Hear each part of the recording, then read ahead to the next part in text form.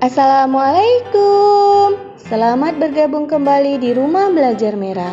Sebelum kita mulai belajar, jangan lupa subscribe dan nyalakan notifikasi loncengnya supaya kalian tidak pernah ketinggalan video-video terbaru dari Rumah Belajar Merah. Untuk pelajaran kita hari ini yaitu selamatkan hewan dan tumbuhan, materi tema 1, selamatkan makhluk hidup, subtema 3, muatan IPS. Hutan memiliki peran besar sebagai sumber kehidupan. Seluruh komponen yang ada di dalam hutan dapat dimanfaatkan untuk keperluan manusia dan juga keperluan satwa. Menghilangkan satu jenis pohon sama halnya menghilangkan berbagai macam satwa yang bergantung pada pohon tersebut. Apakah yang terjadi dengan hutan tersebut apabila dijadikan perkotaan? Tentu keberadaan hutan akan semakin berkurang dan bisa saja musnah. Hewan-hewan tersebut akan kehilangan tempat tinggal sekaligus tempat mencari makan karena hutan merupakan habitat asli hewan-hewan tersebut. Karena hewan-hewan tersebut tidak punya tempat tinggal, maka akan ikut musnah bersama hutan. Di samping itu, hewan liar bisa masuk pemukiman warga sekitar. Bagaimanakah pengaruhnya terhadap kehidupan manusia jika seluruh pohon dan semua hutan di bumi habis? Jika seluruh pohon dan semua hutan di bumi habis, maka keseimbangan ekosistem akan terganggu. Bumi akan menjadi panas, terjadi kekeringan makanan karena hewan dan tumbuhan semakin langka. Dengan bertambahnya jumlah penduduk dunia dan semakin meningkatnya kepentingan manusia, menyebabkan hutan di dunia semakin terancam kelestariannya. Apakah yang harus dilakukan manusia untuk menjaga kelestarian hutan dan hewan di dalamnya? Untuk lebih memahaminya, silakan perhatikan penjelasan berikut. Indonesia merupakan negara kepulauan yang kaya akan beragam jenis hewan dan tumbuhan. Setiap pulau di Indonesia memiliki hewan yang unik dan menjadi ciri khas pulau tersebut. Komodo di Kepulauan Nusa Tenggara Timur merupakan salah satu contoh hewan langka yang dilindungi oleh dunia internasional. Pulau Komodo secara resmi diakui sebagai salah satu dari 7 keajaiban dunia. Pulau ini menjadi sebuah taman nasional yang dikagumi oleh masyarakat dunia. Taman nasional banyak terdapat di Indonesia, seperti Taman Nasional Tanjung Puting di Kalimantan yang melindungi orangutan dan satwa lainnya. Tujuan dibuatnya Taman Nasional adalah untuk melestarikan hewan dan tumbuhan yang semakin berkurang jumlahnya. Bertambahnya jumlah penduduk menjadi penyebab utama kekurangan hutan sebagai tempat tinggal hewan. Hutan-hutan tersebut dibangun gedung dan perumahan. Dengan adanya aktivitas seperti penebangan hutan liar, pembakaran hutan, dan pengalihan fungsi lahan bisa mengakibatkan terancamnya habitat satwa. Hewan dan tumbuhan telah memberi manfaat yang luar biasa, bukan hanya untuk penduduk Indonesia, tapi juga untuk penduduk Asia Tenggara. Kondisi geografis yang sama membutuhkan pengaturan dan pemikiran agar penduduk dapat hidup berdampingan dalam memanfaatkan kondisi alamnya. Kawasan Asia Tenggara merupakan wilayah yang luas perhariannya lebih besar dibandingkan dengan luas daratan. Keputusan-keputusan terkait permasalahan kelautan banyak dibahas oleh sebagian negara-negara ASEAN. Negara-negara di kawasan Asia Tenggara mempunyai sistem pemerintahan pemerintahan yang berbeda-beda. Namun pada dasarnya semua berbentuk republik, kecuali Thailand, Kamboja, Laos, Malaysia, dan Brunei Darussalam yang berbentuk kerajaan. Sebagian besar mata pencarian penduduk di Asia Tenggara adalah bercocok tanam.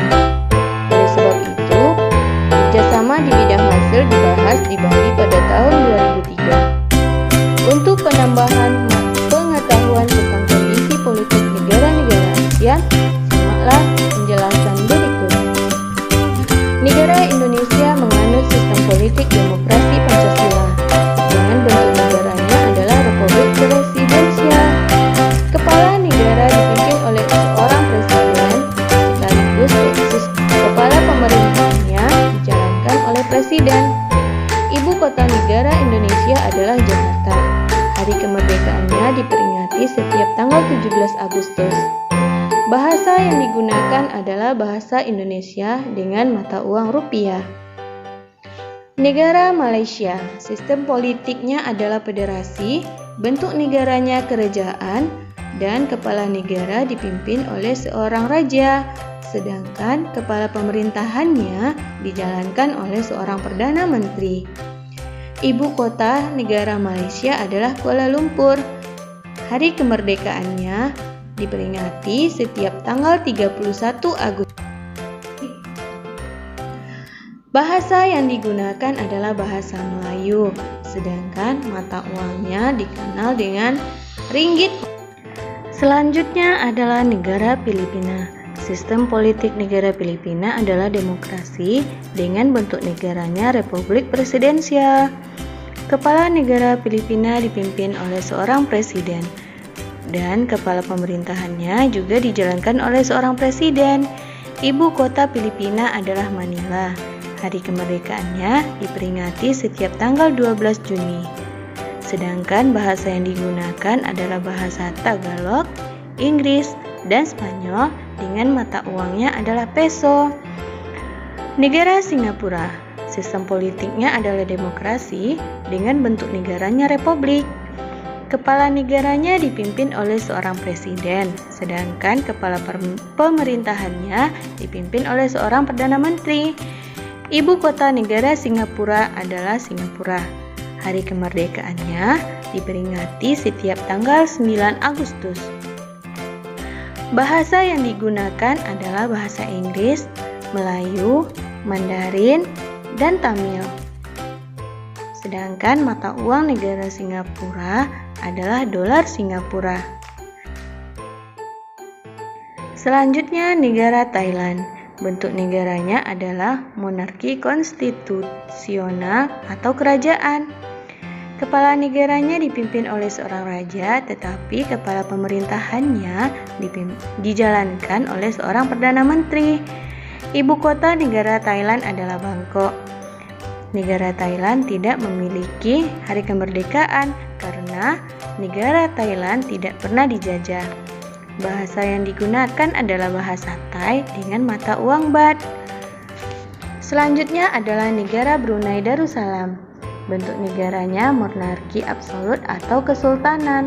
Kepala negaranya dipimpin oleh seorang sultan, sedangkan kepala pemerintahannya dijalankan oleh seorang perdana menteri.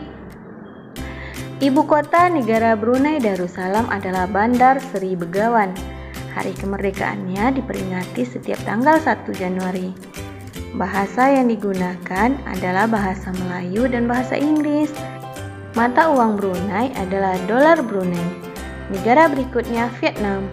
Vietnam memiliki bentuk negara berbentuk republik dengan kepala negaranya adalah presiden. Kepala pemerintahan dipimpin oleh seorang perdana menteri. Ibu kotanya Hanoi, sedangkan hari kemerdekaannya diperingati setiap tanggal 2 September. Bahasa yang digunakan di negara Vietnam adalah bahasa Vietnam dengan mata uangnya dong. Negara Myanmar, bentuk negaranya adalah republik, kepala negaranya presiden, dan kepala pemerintahannya juga dijalankan oleh seorang presiden. Ibu kota Myanmar adalah Nay Pyi Taw. Hari kemerdekaannya diperingati setiap tanggal 1 Januari. Bahasa yang digunakan di Myanmar adalah bahasa Myanmar. Selanjutnya, negara Laos. Bentuk negaranya yaitu republik, sedangkan kepala negaranya adalah presiden. Kepala pemerintahannya dijalankan oleh Perdana Menteri. Ibu kota negara Laos adalah Vientiane. Hari kemerdekaannya diperingati setiap tanggal 19 Juli dengan bahasa yang digunakan adalah bahasa Lao. Negara Kamboja. Bentuk negaranya adalah monarki konstitusional atau kerajaan. Kepala negaranya dipimpin oleh seorang raja, jadi kepala pemerintahannya dijalankan oleh Perdana Menteri. Ibu kotanya adalah Khmer. Hari kemerdekaannya diperingati setiap tanggal 9 November. Sedangkan mata uang negara Kamboja adalah mata uang riel. Kamboja bergabung dengan ASEAN pada tanggal 30 April 1999. Persamaan kondisi politik negara anggota ASEAN yang pertama adalah persamaan pandangan tentang politik, memantapkan anggota ASEAN untuk sepakat menjadi negara-negara ASEAN sebagai negara yang bebas nuklir. Yang kedua, kerjasama regionalnya untuk kehidupan yang lebih baik. Yang ketiga, merupakan anggota dari Perserikatan Bangsa-Bangsa atau PBB. Yang keempat, mewujudkan bahasa yang damai dan patuh pada peraturan PBB. Dari penjelasan materi tadi, sekarang coba kalian tuliskan negara-negara mana sajakah yang berbentuk negara republik